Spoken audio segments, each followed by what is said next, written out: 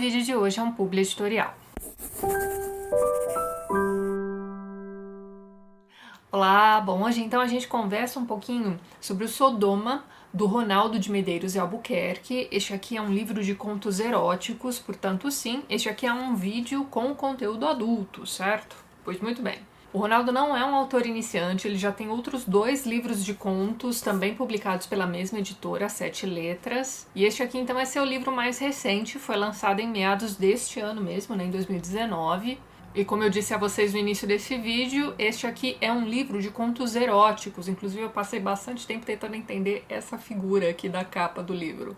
Enfim, e pelo menos alguns destes contos aqui são bem pesados, tá? Então o autor não poupa ninguém. Antes de começar a comentar com vocês os contos aqui deste livro, eu queria comentar mais um detalhe a respeito do autor, né, o Ronaldo Medeiros de Albuquerque. Não sei se vocês notaram aí no sobrenome dele, mas sim, ele é neto do Medeiros de Albuquerque, um dos grandes autores brasileiros do século XIX. Inclusive ele fez parte ali da fundação da Academia Brasileira de Letras. E ele também é bastante conhecido como o autor do nosso hino de proclamação da República. É aquele hino que diz o liberdade, liberdade, abra as asas sobre nós, que por algum motivo ficou muito mais famoso por conta de um samba enredo do que por conta do hino propriamente dito, mas tudo bem. Então isso é só para você ver que a literatura corre no sangue desta família, certo? Ronaldo é um baita de um autor, os contos, apesar dos temas bastante delicados, que eu já vou comentar aqui com vocês, são extremamente bem escritos. Este é um livro que, apesar dos pesares, é um livro de muito bom gosto. Inclusive eu vou deixar lá embaixo na descrição desse vídeo o link para a página do Facebook do autor, né? Lá, além de compartilhar alguns textos que tenham a ver ali de alguma forma com literatura, algumas crônicas e tudo mais, ele também compartilha trechos deste livro. Então eu recomendo fortemente que vocês deem uma olhada nessa página, deem uma lida nos trechos dos livros, vocês vão entender direitinho do que é que eu estou falando. Mas eu vou ler um trechinho aqui para vocês de um conto que eu achei bem bacana, chamado A Carteira. Então ele começa assim: era um bairro muito pobre. À medida que eu avançava, as casas pareciam mais velhas e feias. Estava caminhando agora atrás de um homem. O homem seguia de cabeça baixa e ombros curvados. Deixou alguma coisa cair no chão. Aproximei-me e vi que era sua carteira. Ali estavam seus documentos e uma quantia em dinheiro que não era pequena. Segui no seu encalço porque queria entregá-la. Ao virar numa esquina, já não mais o encontrei. Só havia ali um prédio que parecia estar vindo abaixo. Olhei o painel do interfone onde constavam 4 apartamentos. Tentei o primeiro. Ninguém tinha chegado há pouco, uma voz grosseira informou. No segundo responderam afirmativamente. Acho que alguém que mora aí perdeu a carteira, eu disse. Liberaram a porta e eu subi um lance de escada. No corredor um homem me esperava. Seu rosto conferia com os documentos. Mostrei a carteira e o homem balançou a cabeça. Entra um pouco, convidou. A sala em que pisei era minúscula. Minha casa é de pobre, mas esta era de um indigente. Uma moça estava em pé perto da cozinha. Era uma beleza transcendente, mas opaca. Contei com simplicidade como recolher a carteira. Não tinha notado que havia perdido, ele disse. Gostaria de gratificá-lo, mas vou precisar do dinheiro.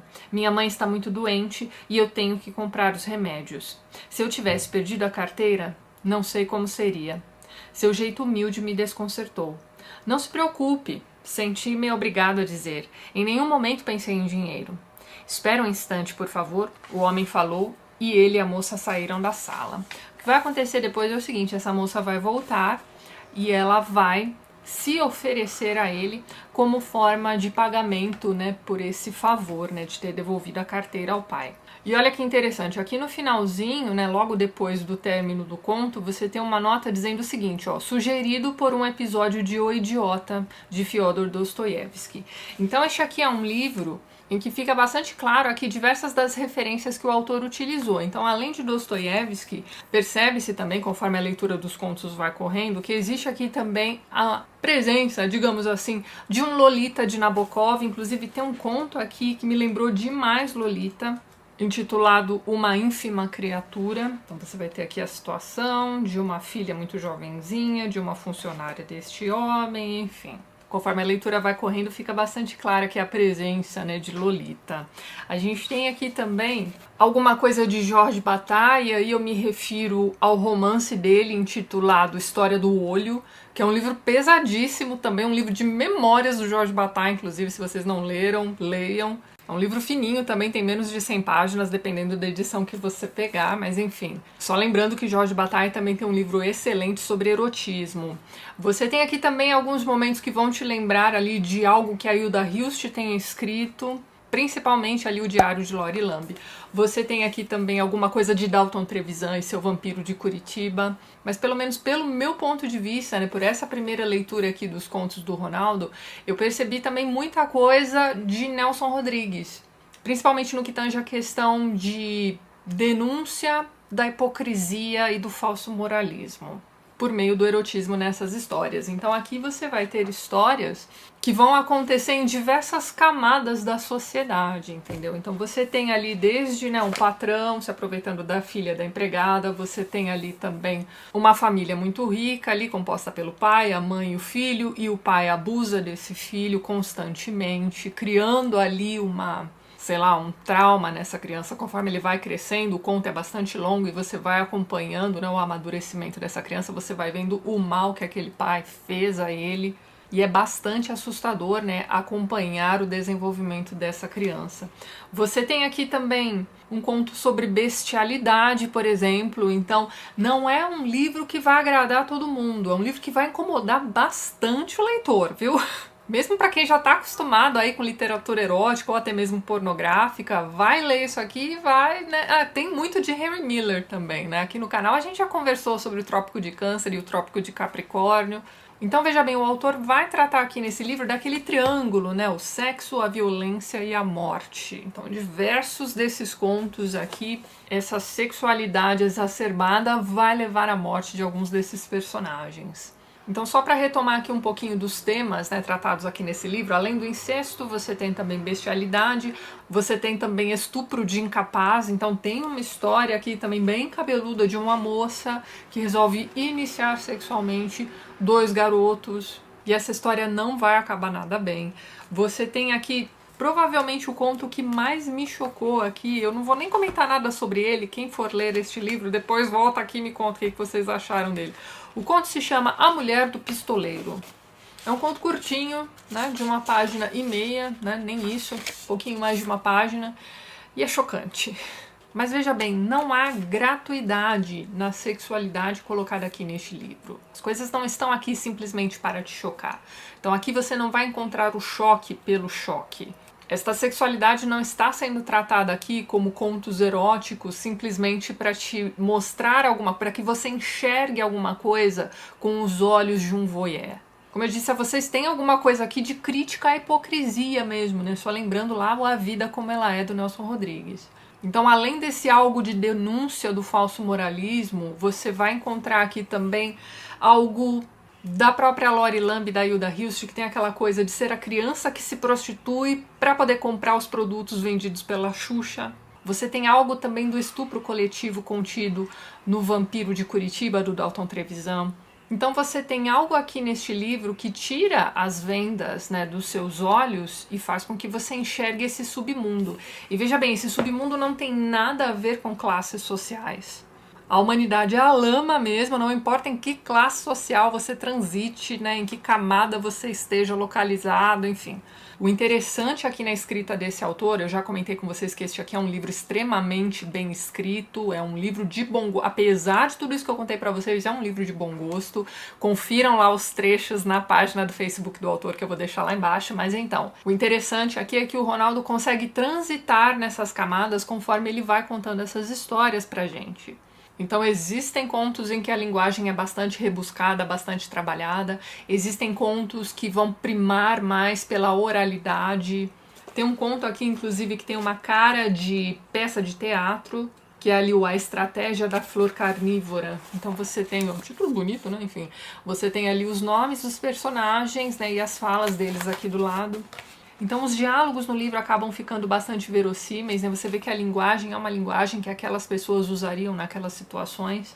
Você tem aqui nesses textos alguma coisa que vai incomodar aos religiosos também. Ele tem um conto curtinho, né, chamado O Falo de Deus, por exemplo. Mas é o que eu já comentei com vocês. Além do choque, tem um algo mais tentando ser transmitido para você.